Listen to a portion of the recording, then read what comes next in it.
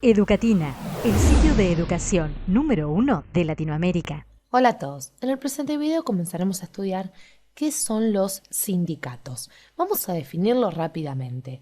Les cuento que un sindicato o los sindicatos son asociaciones, ustedes pueden ir tomando nota en sus casas, asociaciones voluntarias de trabajadores,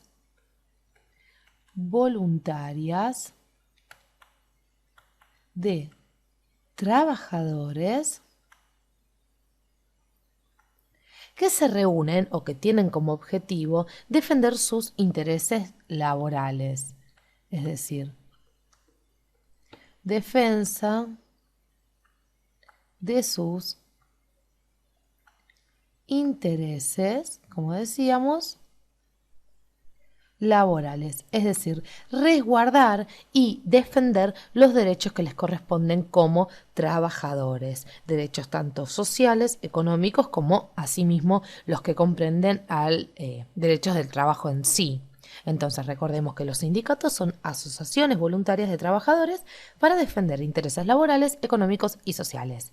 En esta imagen, en pantalla, estamos viendo lo que fue aquella revolución industrial. Ya vemos la locomotora, estamos hablando quizás de una segunda revolución industrial en Inglaterra, pero lo que quiero que hagamos en este video es rápidamente hacer un repasito sobre la historia de los sindicatos, porque la aparición de los sindicatos la debemos encontrar, la debemos buscar allá por el siglo XIX. Vamos a poner historia, como decíamos, de los sindicatos, nos vamos al siglo XIX, precisamente durante la época de la Revolución Industrial en Europa.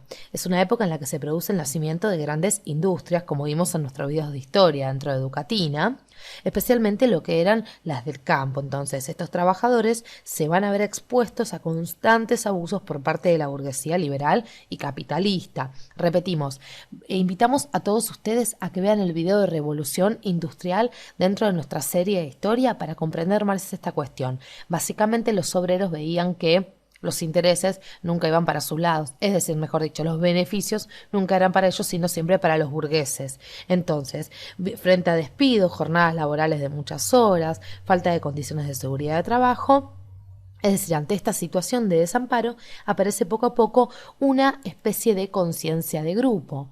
Vamos a quedarnos con esta imagen, esta idea de la conciencia